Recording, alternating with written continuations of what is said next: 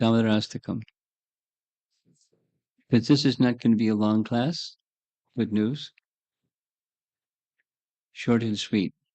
Even better. What? Probably 6.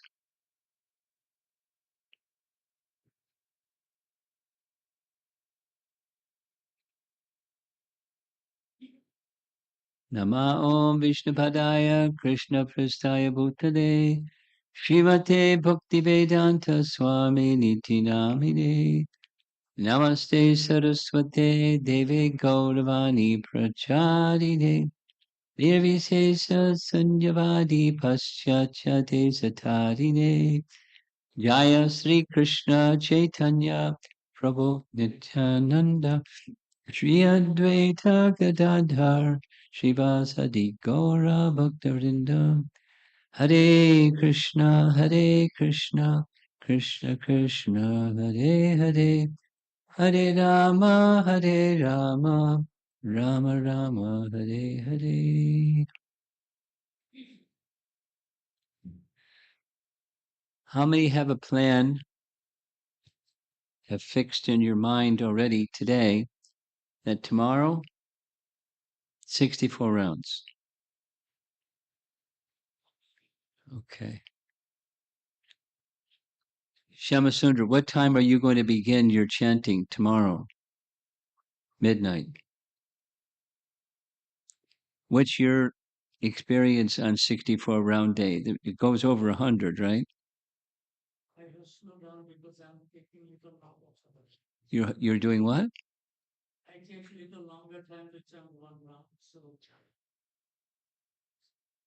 Okay. But 64 plus. 64 plus. Those of you that aren't going to be chanting 64 rounds, it's okay. It's not like there's a contest or you get 5 gold stars on your report card or something like that. I think it's part of the schedule that Shamsundar will be with those that will not be completing 64 rounds sometime tomorrow afternoon, right? Where will that be? Okay, we'll need a designated place because there are certainly going to be some people that would like some encouragement and acknowledgement for the whatever they did chanting wise and then going further. So probably you'll find a place. This little room over here? Outside. Find out, then you can announce it in the morning, when the end of class or something. So because we're here to encourage and support all of you. Something that Prabhupada said more than once: better have one moon than so many shooting stars. Shh. Where'd they go? But a moon, although it has phases of the moon, it's still a full moon for every month and gives light all the time. You notice that the moon is moving. It's Monday is the Ashtami, Gopastami. So we'll be gathering here again on Monday for Gopastami. So the moon is moving, went from the dark moon to slowly.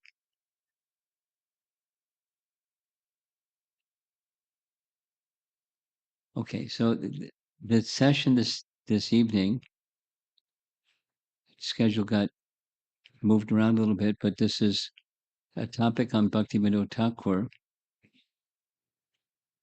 Bhajana Rahasya was one of his 100 books, and Sharanagati was another one of his 100 books. And this is a little section taken from Sharanagati.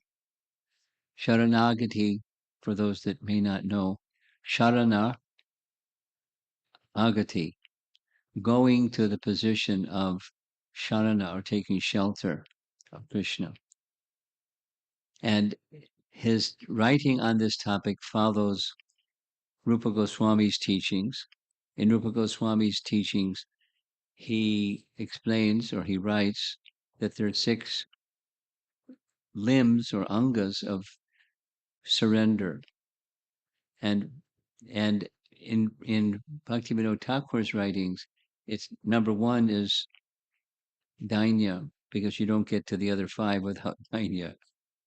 And what he writes in his writings about humility or Dainya is the medium of Sri Nam Sadhana. Here's part of what he writes. Patita Pavana Sri Gauranga came to this world to preach Sri Harinam, and he has bestowed Nama to the people of the world. However, the first and foremost vehicle of that Nama sadhana, cultivation of the holy name, is humility. So, humility can mean different things to different people at different times. What it doesn't mean is low self esteem. What it does mean is in relation to the complete whole supreme personality of Godhead, I'm very, very tiny, which is absolutely true. It's not just humility. It's not just a feeling low position. It's just we're very tiny. We're very, very tiny. And in our tininess, we're significantly covered by years and years and lifetimes, and who knows how long the sojourn of living in this material world has been going on. We're very tiny. We're very insignificant. There is significant, and therefore the insignificant may take shelter of the significant one who is very, very merciful and feel protection and shelter, because that's sharanagati, taking shelter. Taking shelter starts with humility, and then the shelter place is the holy name. That this is robust in his practice and in his writings. He's now going to discuss one of the offenses called artavad. Artavad, vada means doctrine. Artavad is a doctrine that says, oh, these statements about how wonderful is the holy name, it's just to pump people up so they'll chant because it's good for them. So we can say any darn thing. It doesn't matter, what that darn thing is. It's an exaggeration anyways. The main thing is chant. So some people speak like that. Some people say that the results of the holy name that are stated in the scriptures are not true, but they're only meant to attract one to the name. This is an offense, one of the 10 offenses, artavad. Those persons, due to lack of bhakti sukriti, lacking faith, cannot understand the real purport of the scriptures or the greatest welfare of mankind. Instead, they will take the opposite interpretation. So what's bhakti sukriti? When one engages in devotional service, one is the receiver of great benefit or merit or punya or sukriti. Punya Shravana Kirtana. The nice verse in Canto 1, Chapter 2. Shinvatasva Kata Krishna Punya Shravana Kirtana. Hearing and chanting about transcendence, about the personality of Godhead, is a kind of sukriti or punya. But it's not material, it's spiritual. And the spiritual benefit that goes to one isn't dependent upon anything. It isn't, it's all, what it's dependent upon is your spirit soul. And pretty much that's already in place. You don't have to be born somewhere. You don't have to have a certain IQ. You don't have to have a certain education. You don't have to certain wealth. You don't have a social status or a something or a something. You just have to be a spirit soul. and giving oral reception to spiritual sound. And then things start to happen. That's called Bhakti Sukriti. Now, Bhaktivinoda Thakur has a term that he used in his writing, unknowingly, agyata Sukriti. Agyata Sukriti.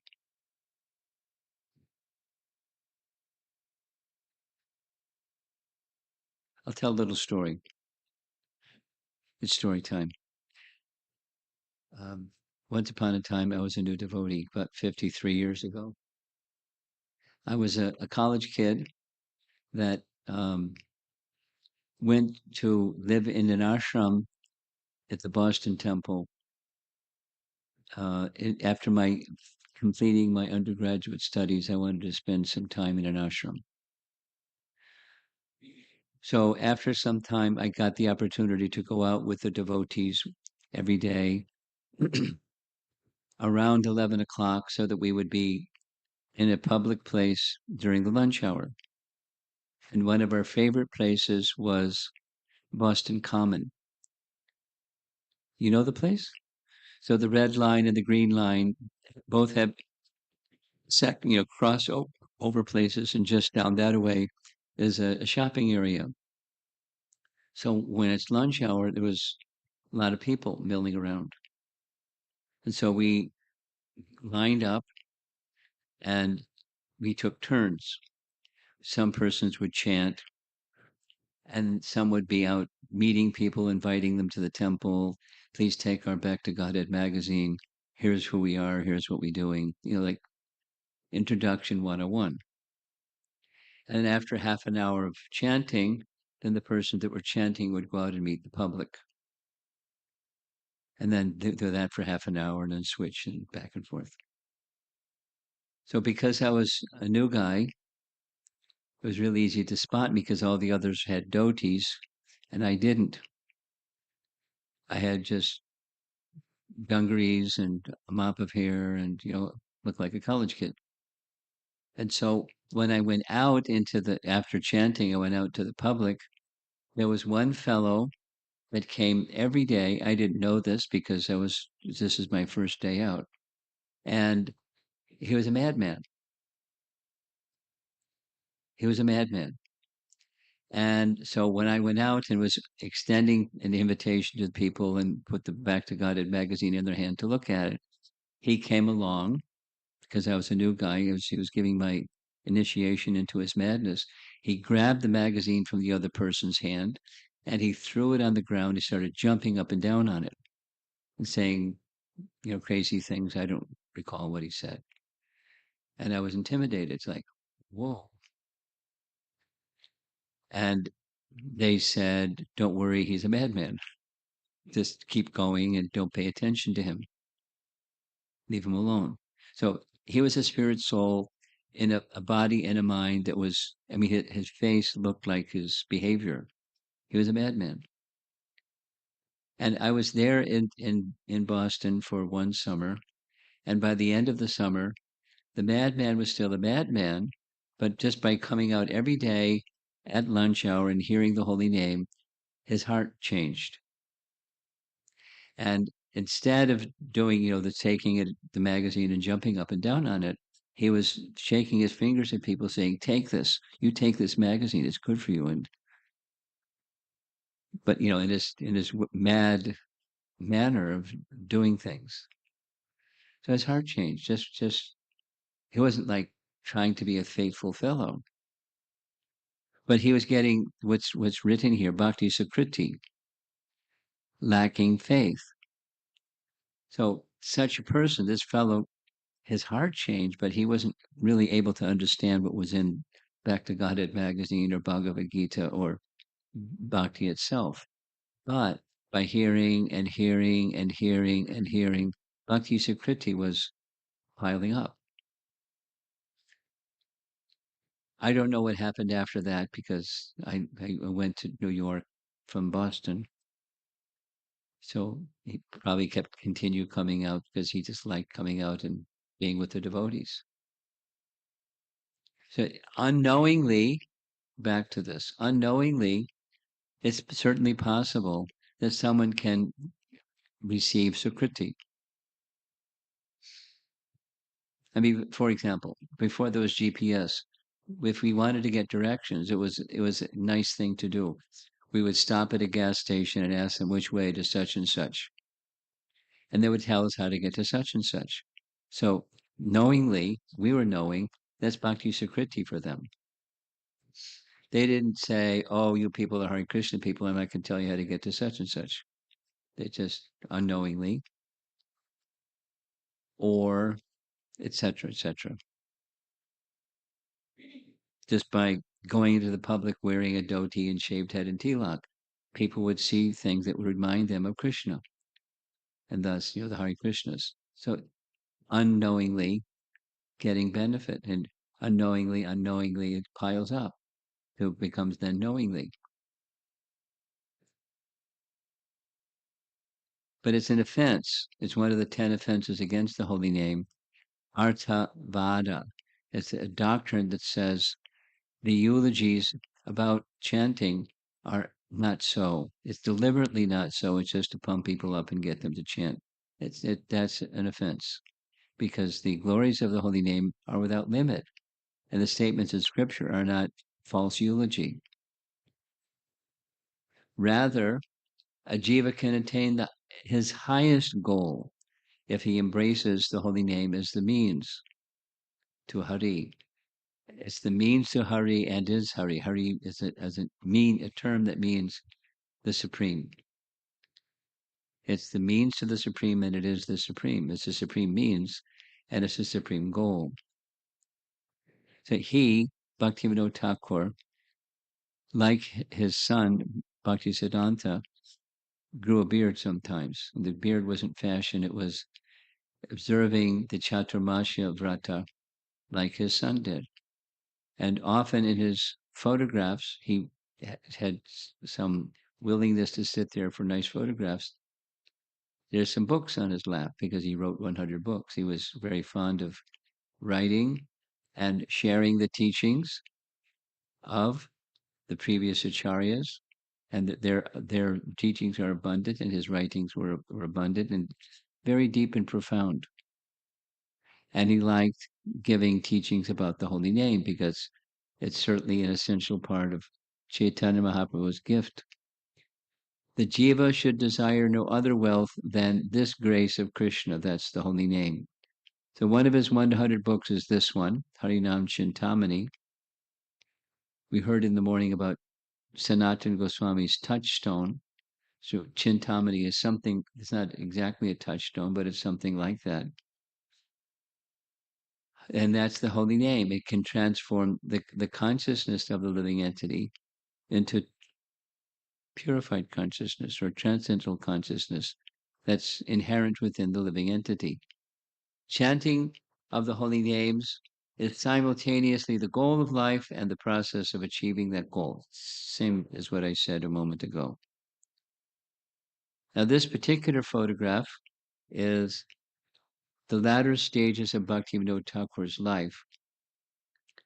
I mentioned in relation to Bhaktisiddhanta and his glories that for some years Bhakti Vinod Thakur was residing very, very, very proximate to the samadhi of Haridas Thakur in Puri.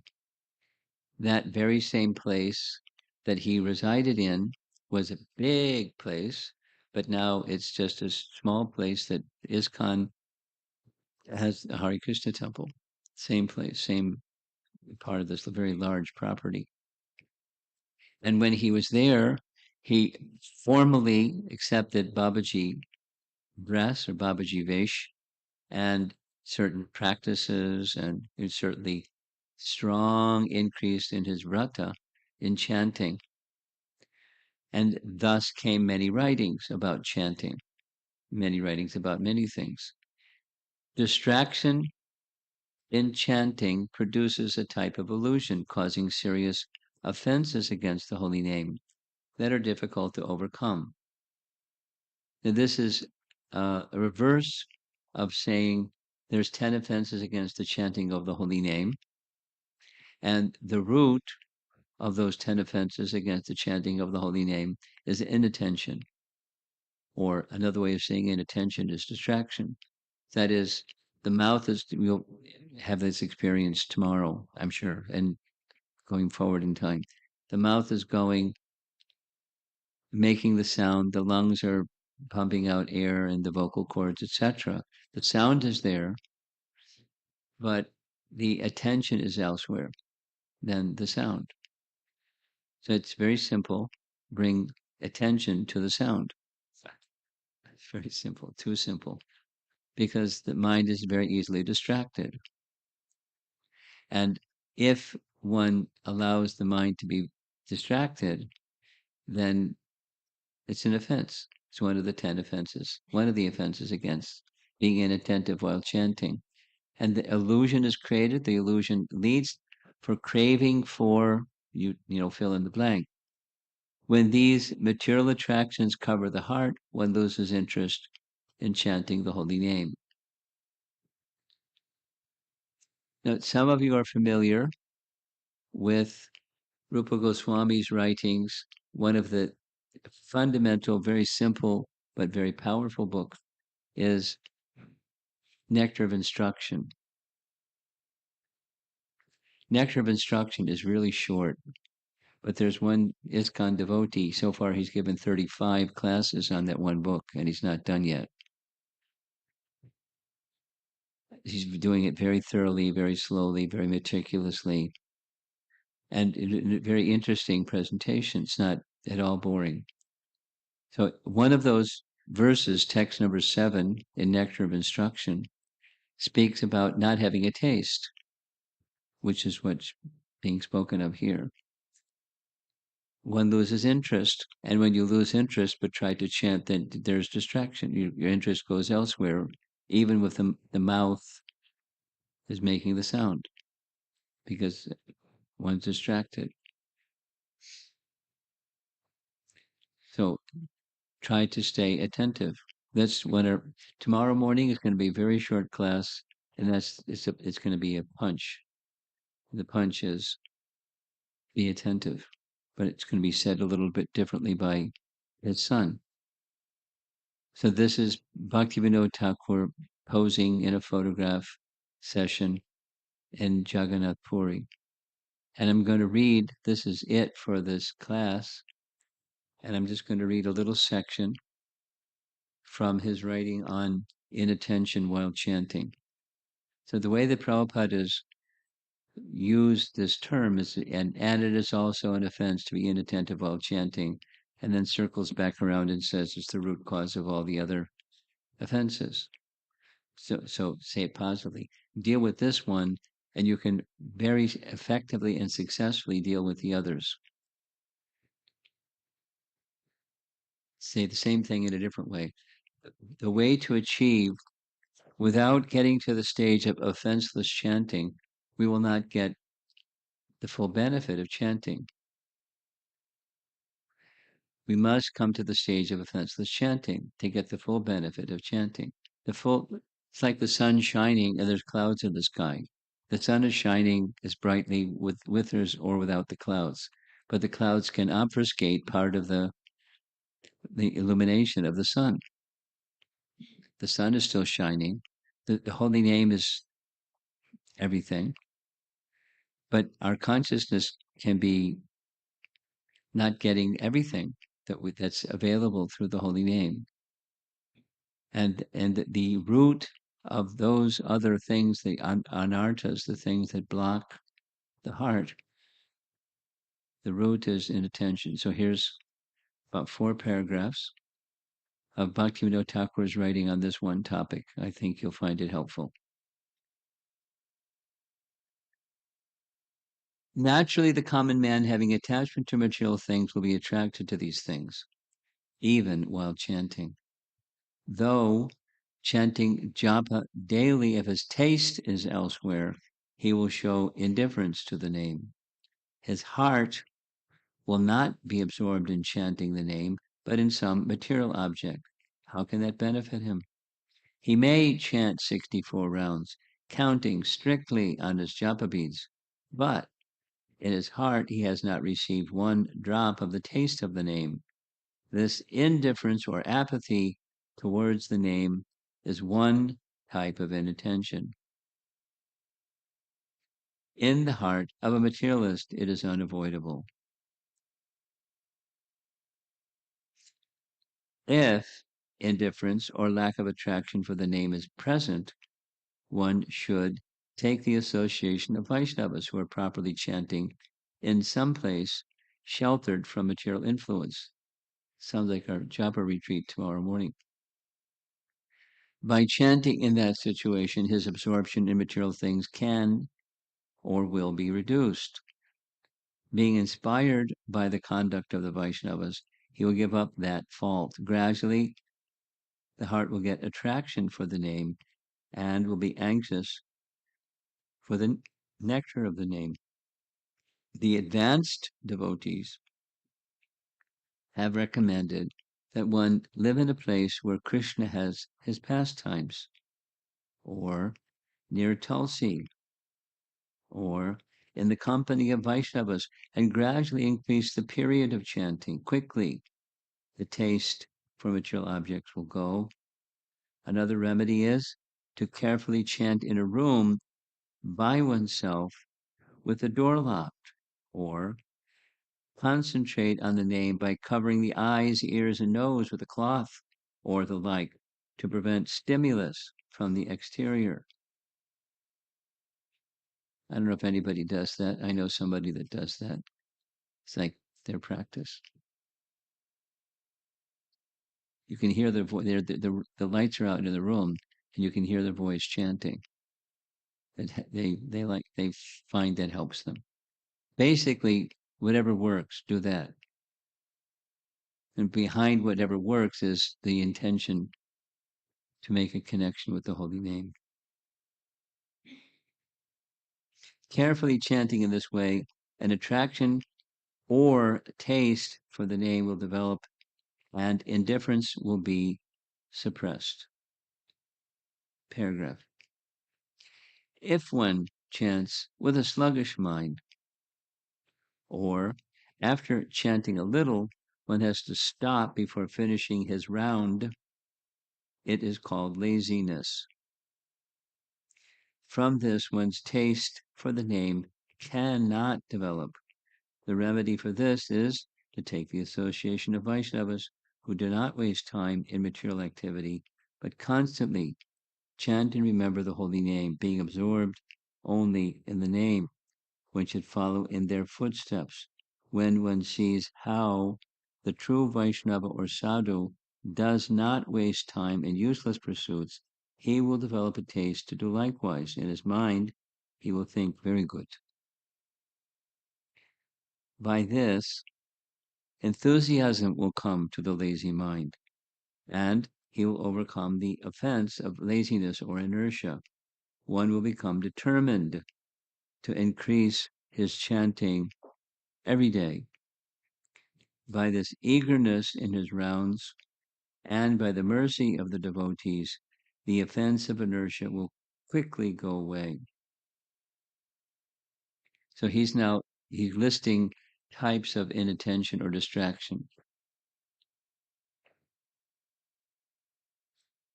The second one is sluggish mind.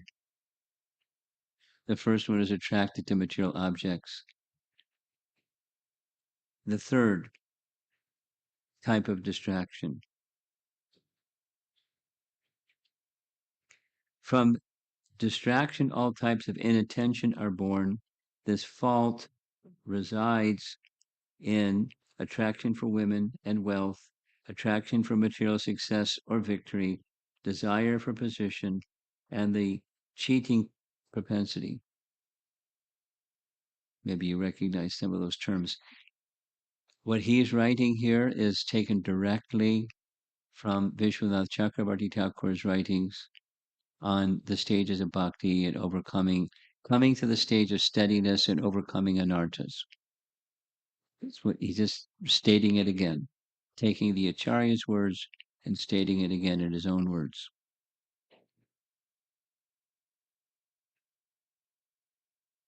If one has attraction in any of these categories, one will naturally be inattentive to the holy name. One should be careful to eliminate these fixations by following proper Vaishnava behavior. On Ekadashis, for example, and appearance days, one should stop thinking of eating and all day and night chant in the association of devotees. In this way, one will joyfully engage in devotional activities. Now, mind the fact that Bhaktivinoda Thakur was a householder and he had several children, not just one. So he knew what the busyness of household life, and he wasn't at all negligent about giving Krishna conscious support and other kinds of fatherly support to his children. But when doing so and doing everything, he was very focused and very determined and empowered.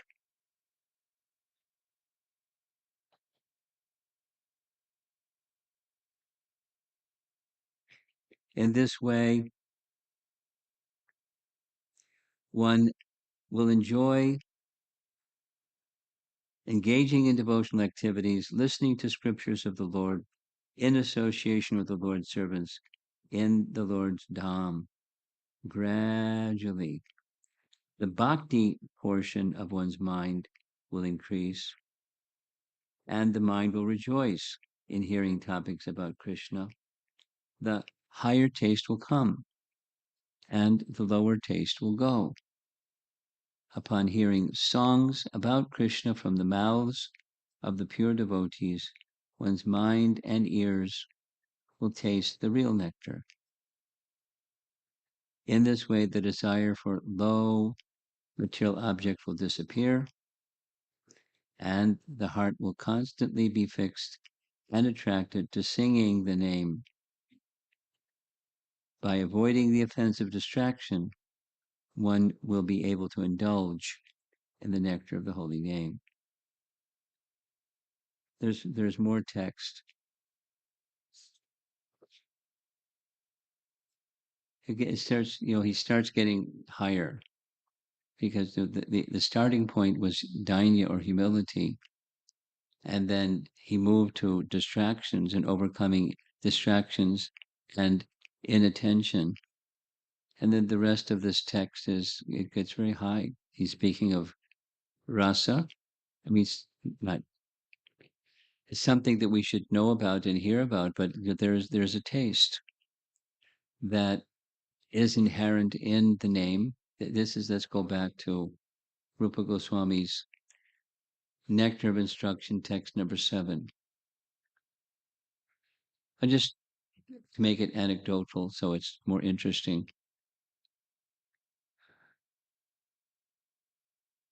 This week, when was it?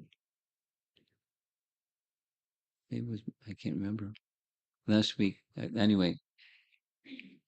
Yes, it was Thursday morning China time. We had a whole discussion about the Damodar Leela. And one of during the, it's very enthusiastic. I mean, there were 350 Chinese people on that call. It was a Zoom call. So they're very interested in bhakti. So one of the questions was, I'm a newcomer. I've just come in contact with Krishna consciousness in the past several months. And I heard a lot about the Damodar Astaka. So I've been offering lamp and singing the song, and I'm gradually learning the words. But I'm not feeling a joy, not feeling a taste. What should I do? Now, some persons are feeling a joy and feeling some taste. And sometimes it comes and sometimes it goes, and there's different things that happen. According to Rupa Goswami, so I just referred her to Nectar of Instruction, it has to do with the diseased condition of the soul, or the unhealthy condition of the soul, or the jaundiced condition, where jaundice is a particular disease of the liver, where things that are very sweet taste very bitter. And I have experience. I had jaundice one time in India, and it's exactly what is described. The medicine tastes bitter, but you continue taking the medicine. And so, whatever your position is in your spiritual trajectory, sometimes and sometimes, generally, the unsteady stage of bhakti is like that. It's like a sine curve. So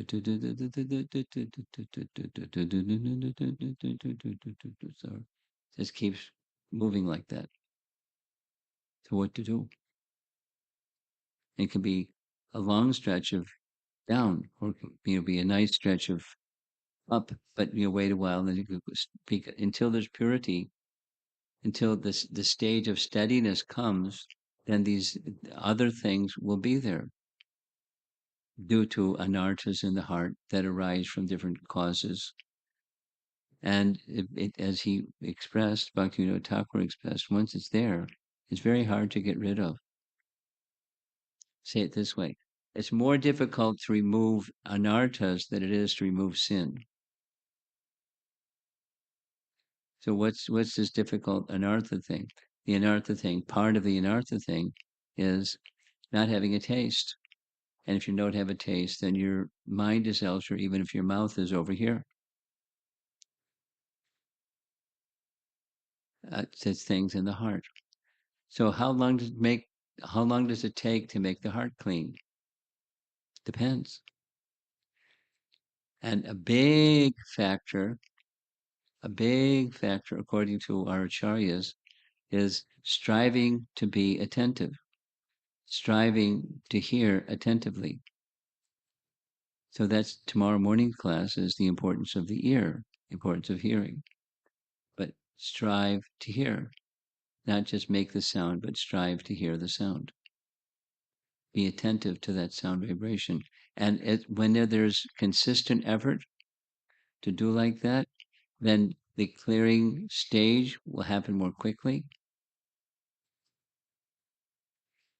And the clearing stage is preliminary to higher stages also, because that's what the part that I'm not going to be reading from is he's speaking of attaining rasa.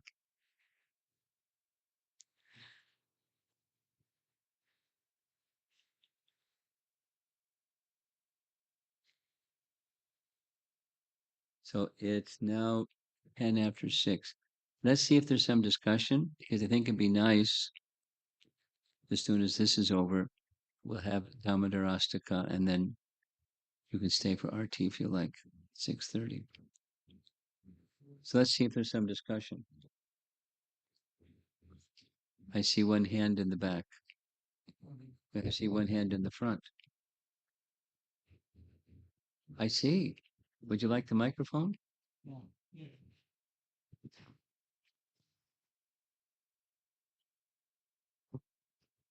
Hare Krishna Maharaj. The beginning said that I think Bhaktivinoda Thakur's distraction it can cause offense in chanting. So suppose we are thinking, oh, I couldn't do a good book distribution, or I was trying to make a temple for the Lord, I was not able to do it. How can it be done? This type of anxiety is also a distraction. So it is how any negative impact or positive impact, or how is it? How this type of anxiety or distraction affect the chanting quality? Because it is related to the how we can do a better service to the Lord. That is the distraction, if that is a case, whether it is offensive or in what category it can come. Did you get his question? I didn't. Could you? So he's asking that when we have some, Keep it simple. he's asking that when we have some like spiritual desire, like building a temple or something. So obviously it can't be done in one day. So what about those anxiety and those distractions while we are chanting? So is that a positive or negative impact? Doing our services quickly. No, means if suppose if someone wants to build a temple, he has his Like he has the wish to build a temple for like Lord, and he's not able to do it. Like he's trying, but obviously it can't be done in one day. So he's trying to do that, but he's facing those anxiety, and those distractions are like affecting his chanting. So what about those Well, distractions? that's the mind. What do you do with it? No, don't give him the microphone again. It's okay. You tolerate tongue satikra swabarta. You don't invest value and merit in the temporary flickerings of the mind.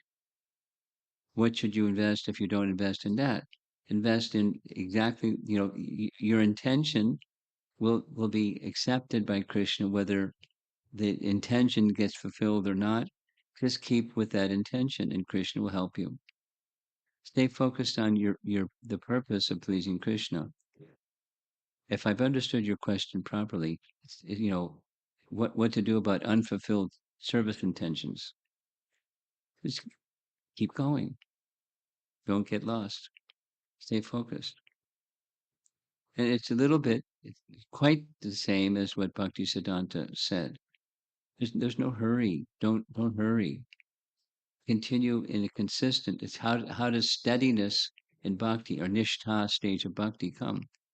When the things that are obstructions, you gradually efface them, like we were saying in the morning. They gradually reduce. So it's just accept that I'm not there yet, which is true for all of us. We're not there yet. And we just keep moving faithfully according to the predecessor acharyas and their instructions, and we'll get there. Follow one who strives by right means is assured of success, Krishna says in Bhagavad Gita. So just keep doing that.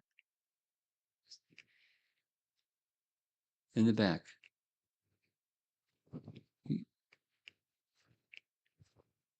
Go ahead. You can take. You got the mic. You've got a question. Go ahead.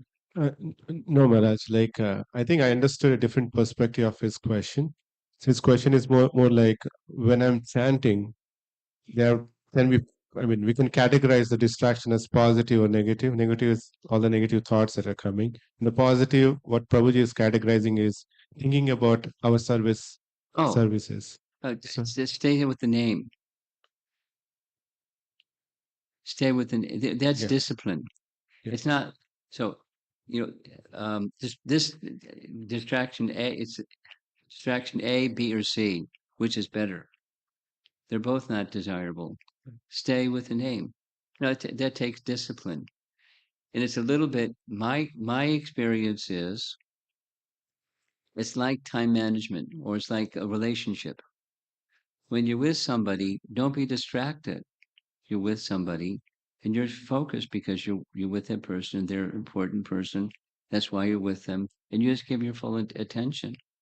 And then when you learn to give your full attention to the holy name, because that's your doorway to the relationship with Krishna. And then when you're doing the next service, you'll be able to be focused on that relationship with Krishna through that medium of service. Okay, if that was his question, it's different than what I thought. It's not. There's a better distraction. Okay, behind you. Hare Krishna, Guru Maharaj. So the challenge is, like I just feel that the more you are able to invest in something, the quality is definitely going to improve. Yeah. I've asked this question before too. So, like with other responsibilities that you have, sometimes there are some opportunities where you feel that you may want to develop yourself even in those roles, like at work. I'm just talking example, leadership Okay. development. Okay. So then your intention is to build yourself, grow yourself. So you are really performing good at your job or whatever you're doing. But then I just find sometimes like, where do you draw the line? You're working, like working on there. But now am I putting so much time and energy into something over here? And now my time over here is kind of reducing. So, Yeah. that's like drawing the line between where is too much. Like, But you have to keep up with your responsibilities in other areas too. It's time management and prioritizing. Yeah, my response to this question or this type of question is very simple. A standard time management principle is there's your day or whatever the unit is, your week, this month or the Kartik month, or so there's the glass jar, and then there's things that can all fit in the glass jar if you do it properly. And there's the big rock or rocks, there's the smaller rocks, there's the pebbles, and there's sand. And just prioritize. So blocks of time prioritizing, it works. So the big rock goes in first, or big rocks, and so that goes in first. And if you do that with full attention, just like his question of chanting while you're distracted, that's not everything isn't going to fit in. So be very focused, very attentive, and not distracted from the big rock. And then you prioritize time management. So blocks, I call it blocks of time. This much for your cooking, and this much for, it's not like that's separate from your family and your children and and all that, but it's, just quality time with the members of the family along with duties. Then there's professional, and there's sadhana, and there's temple, and blocks of time. And sometimes something has to expand a bit. It's Janmashtami time or Rath Yatra time or something time. So you expand over here, but Big Rock goes in first. And then for you or each one of us, just like Bhaktivinoda, because it was a householder, so this is my time management structure. It has to be somewhat flexible, but there's a structure. And when I'm doing this, I'm doing this. And the bell rings and you move on to the next thing. And then when I'm doing that, I'm very focused on that. I can adjust to some degree, but there's a structure, a time management structure. And from time to time, you hit the reset button and you take a look. How are my priorities? Are they in proper order? Am I allocating? Can you do a time management assessment? And I may, like, one conversation today, Bhakti Shastri study. It's important to me. So, but I'm busy. So I don't know if I have time to do my Bhakti Shastri because I'm really busy because of this and because of that. It's time management, and it's blocks of time, and big rocks first.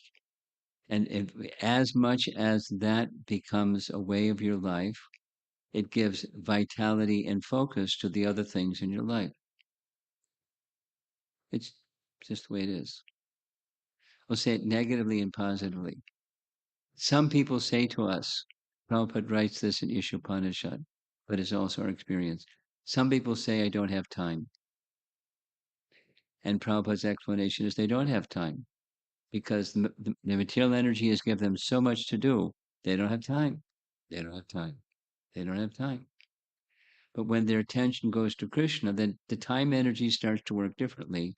And then when we can manage with blocks of time, when priorities are right, and you align things as far as possible to Krishna, which means you want to increase or maximize at least the focus and attentiveness in the primary activities of bhakti, and the gona or secondary activities, they're connected to the primary purpose of my life.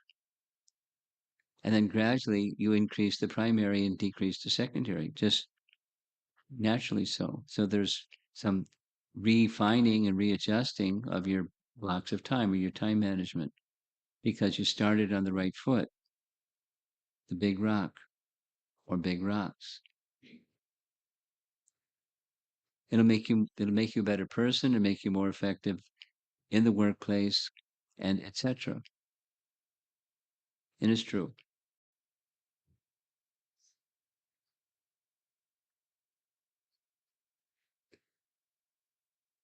Okay, that's look like that's it. We're going. Let's have someone sing. Where's our Damodar Astakam? Okay, you take it over.